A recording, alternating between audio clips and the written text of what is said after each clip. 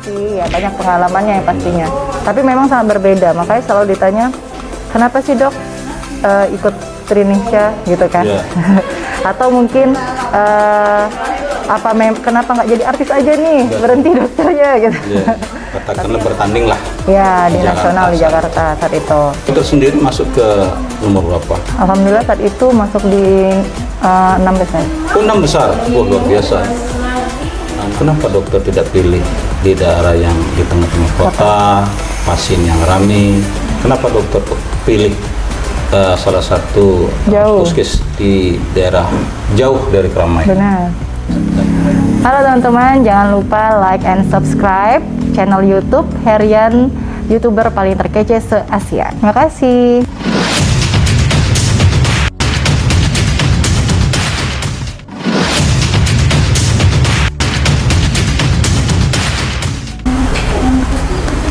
Assalamualaikum warahmatullahi wabarakatuh. Kembali lagi dengan saya, channel YouTube Herian. Pada saat ini saya sudah bersama Dr. Tika Suraya. Rekan-rekan sekalian, dimanapun Anda berada, memang hari ini saya sengaja untuk berdialog dan ngobrol bersama Dr. Tika Suraya, karena dokter ini menurut saya agak sosial. Dimana sosialnya, selain dokter, beliau ini pernah perlombaan atau apa? Pageant, kompetisi ya. Oh, kompetisi, yaitu Putri Indonesia pada tahun berapa dok? 2014. 2014, mewakili provinsi mana? Dulu Provinsi Jambi, karena kebetulan lagi koasnya di Jambi. KTP-nya domisili Jambi saat itu soalnya. Dokter bisa mewakili Provinsi Jambi untuk mengikuti pemilihan Putri Indonesia pada tahun 2012. Kok bisa dok? Gimana? Kalau sebenarnya kan dari CV sendiri kan sebenarnya aslinya Sumatera Selatan, Palembang ya. Tapi saat itu kebetulan 2014 itu saya sedang mengikuti koas dokter di kedokteran Universitas Jambi di Jambi. Yeah. Jadi memang di situ domisili pun dari KTP itu sudah dari Jambi selama Jambi. 8 tahun itu di Jambi. Nah kebetulan saat itu ada kompetisi yang memang mengajak untuk ikut seleksi antara Sumatera Selatan, Palembang, sama Jambi. Itu bingung sebenarnya mau ikut yang mana. Tapi karena memang kebetulan tidak bisa izin, dan dari pemerintah Jambi pun juga kalau misal mewakili kota Jambi saya diizinkan ke koas. Tapi kalau keluar dari provinsi Jambi cuti terpaksa 1 tahun. Nah, itu yang ngajak kemarin itu siapa dok? Sebenarnya kalau dari awal sebenarnya memang dari diri sendiri, karena sebelumnya memang sudah pernah ikut seperti Putri Citra. Nah, jadi sebelumnya memang pernah berkecimpung di bidang itu. Jadi dari pariwisata Jambi sendiri menawarkan, atau sebenarnya bukan saya sendiri kan, banyak itu seleksinya. Kebetulan waktu itu ikut Tanjung Jabung Timur, kabupatennya. Baru pas dari kabupaten naik ke provinsi Jambi, ke kota Jambi, provinsi. Alhamdulillah masuk nasional, makanya mewakili provinsi Jambi 2014. Nah, kemudian setelah mengikuti koasnya gimana? Cuti saat itu. Cuti dulu, tapi hanya 1 stase, berarti 3 bulan saat itu. 3 bulan. Iya, karena diizinkan memang sudah dari rektor, dekan, sudah izin ke wali kota juga, dan diizinkan juga dari sampai ke gubernur. Alhamdulillah saat itu juga wali kota Pak Pasha ya, dan juga dari kabupaten dulu Bapak Zumi Zola saat itu. Saat itu ya. Jadi memang sudah izin, alhamdulillah lancar bisa ke nasional. Kemudian terus katakanlah bertanding lah. Ya, di nasional di Jakarta saat itu. Kemudian kan ada tingkatannya. Benar. Dokter sendiri masuk ke nomor berapa? Alhamdulillah saat itu masuk di 6 besar. Oh, 6 besar. Oh, luar biasa. 6 besar pada tahun 2014. Kemudian setelah itu tidak ikut lagi? Sudah enggak, karena kembali lagi ke koas. Memang banyak tawaran kalau di ibu kota ya, tapi karena kita memang kembalinya ke prioritas kita koas jadi dokter ya, balik ke Jambi menyelesaikan kedokteran di sana. Tapi paling ya selama dari 2014 sampai sekarang masih sering untuk dari yayasan misalnya menjuri atau apa, acara-acara event-event masih ikut dari yayasan juga. Kemarin juga dari Bali baru seminggu yang lalu juga masih kita karena sama alumni ya sebenarnya berarti Putri Indonesia kita masih sampai sekarang silaturahminya juga baik. Kemudian itu kan dunia berbeda, Dok. Iya, sangat berbeda. Antara akademik ya. Iya, benar. Yang dinilai kalau Putri Indonesia itu apa saja?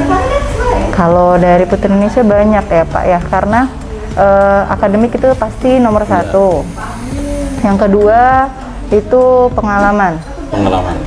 Inner beauty yang pastinya 3B ya. Brain, behavior, and beauty. Jadi dari akademik itu brain ya, berarti mungkin kompetensi kita, kemampuan dari bidang ilmu. Terus behavior ya dari attitude, manner, perilaku, dan juga beauty ya dari physically lah, dari penampilan, dari luarnya.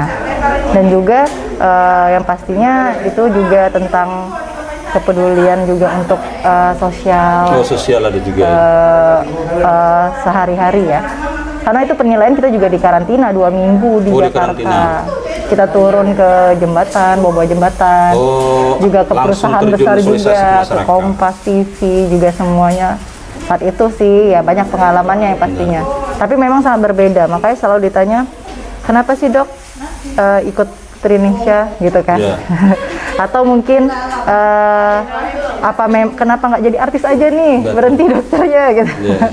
Tapi ya kembali lagi ke prioritas kita, memang kita pengen mengabdi ya, dan juga memang pengen jadi dokter, dan itu hanya bonus sih alhamdulillah. Jadi bisa di dua-duanya bisa berdampingan. Karena saat itu juga saat ujian itu di koas itu di objin saya di kandungan. Ya? Jadi antara mau berangkat sama mau ujian, tetapi saya dipanggil sama dekan. Pengalaman itu sekali seumur hidup. Karir memang bisa dikejar terus. Ya, tapi itu tidak bisa lagi diulang. Tapi pengalaman nggak bisa lagi. Jadi berangkatlah katanya. Jadi saat itu saya ingat itu sudah meninggal sih, Prof. Dr. Charles namanya SPOT. Itu saya ingat sekali. Jadi beliau yang selalu mengasih wejangan saya berangkatlah katanya. Tapi setelah itu saya kembali lagi ya memang selalu mengikutin sampai habis di koas itu. Kemudian Dok, kan kalau Putri Indonesia itu salah satu diantaranya penampilan. Terus kalau kira-kira apa hubungannya di kedokteran dengan penampilan? Apa ada semacam apa ya? Katakanlah kalau saat ini banyak sekali kaum perempuan itu seperti suntik cantik. Nah, kalau dokter, karena dokter pernah ikut Putri Indonesia, karena penampilan itu salah satunya diutamakan, dikaitkan dengan kedokteran gimana? Ya penampilan ya Pak ya, namanya sekarang kebutuhan pada wanita kaum hawa ya. Kebetulan saya sekarang juga sedang belajar estetik, tapi saat itu belum mengenal sebenarnya sama sekali. Jadi kalau untuk kedokteran sama pageant berarti ya, bukan Putri Indonesia saja, itu sangat berkaitan itu dalam memang benar penampilan itu, apalagi sekarang yang lagi musim untuk kecantikan itu filler, botox, benang ya Pak ya, sudah tarik benang itu sangat sudah banyak sih sebenarnya yang melakukan itu. Tapi yang penting kita lakukan itu sesuai kebutuhan. Kalau memang sesuai kebutuhan dan sesuai kompetensi yang melakukan memang tenaga medis, sebenarnya aman, tidak masalah. Nah itu tadi hubungannya kenapa ke pigeon ya, karena ya untuk menjaga penampilan, dan juga penampilan seorang dokter juga harus dijaga. Kenapa? Untuk wibawanya. Kalau misalnya kita juga cuma biasa atau ya paling tidak rapi lah, atau mungkin sembarang, ya pasien juga nggak percaya nanti sama kita kan Pak. Jadi tetap paling tidak ya penampilan yang rapi. Kalau cantik itu bonus ya, relatif lah ya, karena semuanya yang penting dari attitude, penampilan fisik ya itu bisa buat percaya pasien juga. Terus pengalaman apa yang dokter dapatkan saat mengikuti ajang bergensi pemilihan Putri Indonesia? Banyak ya. Yang pertama, saya mempunyai keluarga dan teman sahabat seluruh Indonesia. Yang kedua sampai sekarang itu Sampai 2022 kita masih alhamdulillah terjalin masih gitu ya, grup, silaturahmi masih ke Yayasan Putri Indonesia juga masih alhamdulillah juga. Dan juga pengalaman yang lain ya, kita mengetahui perbedaan kita. Oh iya. Provinsi Indonesia kan luas, ternyata banyak nih di kota lain seperti ini adatnya, pergaulannya, dan juga perbedaan profesi. Karena selama itu di karantina juga berbeda Pak. Ada yang masih mahasiswa, mahasiswi ya, maaf mahasiswi. Ada juga yang bidan, ada juga yang business woman, ada juga yang mungkin mahasiswi hukum. Jadi dari situ kita bisa saling sharing keseharian, dan juga yang pasti banyak juga yang sekarang teman-teman saya udah jadi ngikutin memang artis ya, presenter udah banyak teman-teman saya. Setelah dari sampai sekarang pun iya, sampai sekarang masih itu. Iya. Dan juga kita juga ya masih down to earth sih. Jadi misalnya ada memang acara nih, kita buat, memang karena saya ya Pak ya sudah nggak sempat lagi, apalagi saya anaknya 3 nih sekarang, jadi jarang sekarang join. Tapi saya tahu, jadi mereka bisa ada acara kumpul ya udah buat acara memang yang untuk donasi, donasi atau mungkin acara-acara kenegaraan masih sering dipakai oleh presiden ya. Masih saat sampai ini sekarang. dokter apa ya, ada semacam didaftarkan atau terdaftar satu ikatan, misalnya Yayasan Putri Indonesia. Dari Yayasan Putri Indonesia tetap kita sampai sekarang masih, karena itu tidak akan hilang sih. Insya Allah sampai kita memiliki, ya jangan itu apa, karena memang kalau dari Yayasan Putri Indonesia masih sampai sekarang kita tetap masih alumni kan. Jadi tetap semacam ada pembinaan seperti itu dari Yayasan Putri Indonesia. Ya paling tidak formal, paling sesama kita, atau mungkin kalau kita memang mau menghubungi yayasan juga silakan, apapun itu. Karena sampai sekarang saya juga masih misalnya beberapa tahun yang lalu ya, sebelum saya menikah pun yayasan pun hadir saat itu di Palembang. Sampai tetap masih ya support apapun, misalnya yang kita memang waktu itu pernah juga saya diundang seminar di Padang dari Yayasan Putri Indonesia, saya sebagai pembicara saat itu tentang hypnobirthing. Jadi dengan IBI, Ikatan Bidan Indonesia. Ya masih itu sudah tahun 2017 sekitar ya, 2018, 4 tahun yang lalu. Jadi kita masih ya perbedaan sih Pak. Ya mungkin sesuai yang mereka butuhkan juga, mungkin sesuai dengan kita, dan juga lokasinya kita oke, kita bisa. Menjalankan 2 profesi hingga sampai saat ini, Yayasan Putri Indonesia, kemudian profesi sebagai dokter. Terus dokter mengatur waktunya gimana? Kalau yayasan sebenarnya kan tidak yang formal ya, hanya saat-saat tertentu, dan juga paling silaturahmi cuma untuk event tertentu saja. Tapi kalau dokteran dan juga praktek saya setiap hari sih Pak. Saya setiap hari praktek itu kecuali hari libur, dan juga praktek pun juga seperti sekarang. Banyak yang nanya kenapa di tempat yang jauh gitu kan, karena sebenarnya mencari juga pengalaman.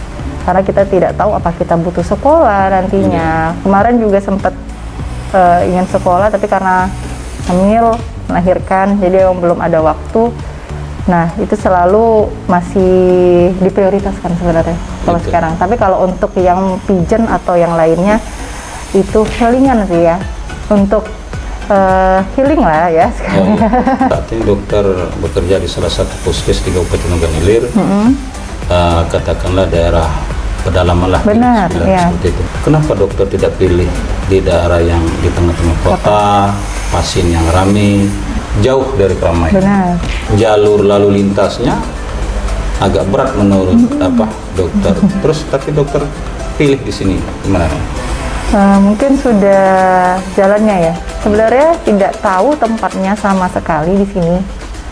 Belum pernah ke sini sama sekali. Hampir setahun yang lalu berarti. Dan saat itu saya sedang hamil anak ketiga. Tapi memang saat itu saya pengen mencari instansi. Relasi instansi yang tapi tidak terlalu mengikat, maaf ya. Karena ya saya sebagai ibu muda punya anak 3, yang juga tetap praktek juga setiap hari di tempat praktek di Palembang. Jadi kalau misalnya memang kita harus mencari di kota besar sekarang, kebanyakan kan itu rumah sakit ya Pak. Dulu saya di rumah sakit dan jaga IGD, harus jaga malam. Nah sedangkan itu mungkin sekarang saat ini saya tidak bisa seperti itu. Nah, Karena waktu jadi ya benar. Jadi saya mencari waktu yang saya tetap bisa bekerja, punya instansi, dan juga tidak mengikat. Nah, itu yang saya cari. Dan kebetulan kemarin taunya dari sejawat dokter yang sebelumnya, kebetulan dia resign dari sini karena ada mau keperluan anaknya gitu. Jadi dia resign dari sini dan dia kasih tahu ke saya, kalau mau coba ada nih ini di sini gitu. Saya langsung bilang oke lah, nggak apa-apa. Itu saya lagi hamil anak ketiga sebenarnya. Ternyata pas dari sini saya bilang, tapi saya habis ini saya melahirkan dulu gitu. Alhamdulillah oke dari dinas, nggak apa-apa, ya udah saya coba, dan alhamdulillah sampai sekarang masih bertahan di sini. Dan alhamdulillah juga orangnya juga sepertinya family itu deh enak lah Pak kekeluargaannya ya. Sejauh ini ya, mudah-mudahan terus ya. Terus ya. Bagaimana pandangan dokter? Nah, dokter sebagai alumni Ikatan Putri Indonesia yang pernah mengenal tentang produk-produk tentang kecantikan melalui Yayasan Putri Indonesia, kemudian dokter juga pernah terjun langsung di akademik yaitu di bidang kedokteran. Terus bagaimana pandangan dokter terhadap perempuan-perempuan yang di luar sana yang memakai produk-produk kira-kira yang sumbernya tidak tahu? Sebenarnya itu udah banyak juga tahu ya Pak ya. Sebenarnya kan kita sekarang sudah zamannya yang canggih. Jadi sebenarnya pun pasien atau ya kaum hawa sendiri sudah bisa melihat di media sosial sebenarnya informasi itu semua. Jadi kadang mereka lebih pintar dan lebih tahu sebenarnya, tapi keterbatasan. Jadi mungkin ada yang ingin coba ikut-ikutan atau memang benar tidak tahu. Nah, itu tadi kembali ke diri masing-masing. Jadi memang yang penting kita harus tahu dulu produk-produk itu apakah ada BPOM-nya. Ya, apakah sudah ternotifikasi? Jadi sekarang kan itu semua produknya sudah bisa dicek barcode-nya atau apa. Nah, yang sekarang yang kita takutkan ada penjualan online krem-krem gitu ya Pak ya, atau produk-produk kecantikan yang lainnya yang memang sebenarnya belum ada BPOM-nya, tapi sudah berani dijual bebas dan dipakai. Nah, itu yang kita takutkan. Tapi itu kembali ke kesadaran masing-masing. Kadang pengennya instan nih, cerah. Pengennya cepet nih fleknya hilang, atau mungkin karena jerawatnya sangat radang pengennya cepet hilang tanpa treatment atau konsultasi sebelumnya. Harusnya kan itu konsultasi dulu, lebih baiknya ke tenaga kesehatan atau yang memang benar-benar yang kompetensi seperti estetik, dokter estetik, dokter kulit kelamin, atau yang mengarah ke memang perawatan kulit ya. Nah, itu yang harus konsultasi dulu. Tapi kadang kan memang penjualan online ini terlalu banyak ya Pak, susah juga kita melawannya karena itu tadi kembali ke kesadaran. Ya, yang penting itu dilihat dulu produknya, apakah ada BPOM-nya, apakah notifikasinya jelas, aman. Kadang juga sudah ada kan di situ labelnya MUI-nya halal, dan juga aman tidak kadang untuk ibu hamil atau menyusui. Kadang ada yang sudah BPOM atau apapun ternyata kandungannya ada juga yang tidak aman. Tidak aman. Ya, kadang ada juga yang nakal kan, namanya penjualan online seperti itu. Tapi sejauh ini sih kalau yang BPOM biasanya itu sudah diseleksi ya, makanya kita harus lihat dulu produknya tadi Pak. Tapi kalau untuk pilihan variannya terserah sih untuk sesuai kebutuhan. Bagaimana cara dokter menjaga penampilan biar orang-orang di luar sana juga dapat tips dari dokter agar yang jelas itu kulit tetap bagus, tetap mulus. Ilmu-ilmu atau pengalaman dokter selama di Putri Indonesia kan mungkin ada semacam pembinaan, pelatihan, digembleng lah di situ. Kemudian juga dokter langsung terjun di dunia kedokteran. Mungkin sedikit tips buat orang-orang di luar sana. Kalau untuk tips sih ya dari makanan mungkin ya, kebiasaan. Jadi dari makanannya yang saya pelajari juga, yang saya lakukan juga itu dari makanan yang sehat. Mungkin kita mengurangi pengawet-pengawet atau MSG dan bakar-bakaran yang mengandung karsinogenik. Karena yang seperti terlalu sering memakan juga yang bakar-bakaran itu kan karsinogeniknya terlalu tinggi ya Pak ya. Itu juga mempengaruhi untuk hormonal tubuh atau apa. Nah, juga dari makanan yang sehat, buah-buahan, sayur-sayuran itu harus juga rutin sebenarnya. Dan dari makanan ke olahraga berarti. Ya, aktivitas fisik. Jadi aktivitas fisik itu tidak harus terlalu banyak, tetapi cukup. Jadi sehari itu ya mungkin jalan biasa atau melakukan aktivitas, jangan yang ya kalau malas-malasan susah juga ya Pak ya, karena menjaga tubuh ya. Ya. Nah, dan juga untuk perawatan dari luar tadi ya dibantu dengan perawatan treatment atau mungkin dengan produk-produk yang disesuaikan atau dibutuhkan. Karena kadang jujur seperti saya pun kadang sudah terlalu sibuk, kadang mengurus anak juga masih sendiri ya Pak ya. Sebenarnya untuk olahraga pun kadang jadinya tidak itu, tapi kita seimbangkan dengan yang lainnya. Sama seperti makanan, kadang ya sempat makannya sedikit, tapi di saat yang makannya sedikit itu kita cari makanan yang mencukupi. Karena mau tidak mau, apalagi saya sedang menyusui juga kan, jadi memang harus sesuai yang kita butuhkan. Dan perawatan yang dari luar tadi ya tergantung dari apa yang kita perlukan, misalnya flek atau apa, kita pakai produk yang sesuai itu dan tidak berlebih-lebihan sih. Oh, tidak Ya, berlebihan. yang dicukupkan saja. Oke dok, itu tadi rekan-rekan sekalian hasil ngobrol dengan dokter yang pernah menjadi Putri Indonesia Dulu ya. 6 besar Dulu. pada tahun 2014. Saat gadis ya. Nah, jadi saya juga kaget. Kok bisa sampai di Di sini sini ya? ada Putri Indonesia. Sebenarnya saya tidak percaya dok. Saya tidak percaya bahwa ada Putri Indonesia di sini. Tapi setelah saya cek, kemudian dicek. informasi ternyata benar rekan-rekan sekalian bahwa di sini ada Dokter Tika Suaranya. Suraya. Beliau ini adalah alumni Putri Indonesia 6 besar pada tahun 2014 mewakili Provinsi Jambi. Jadi luar biasa. Tapi beliau ini selain aktif di Putri Indonesia, Yayasan Putri Indonesia sampai saat ini, dan aktivitas sehari ada sebagai dokter baik di instansi pemerintahan dan juga praktik pribadi dulu. Iya, dan ibu rumah tangga. Dan ibu rumah tangga, itu sudah pasti. Oke, terima kasih atas segala perhatiannya. Salam. Salam. Demikian wawancara dengan Dr. Tika Suraya, mantan Putri Indonesia 6 besar. Saya atas nama channel YouTube Herian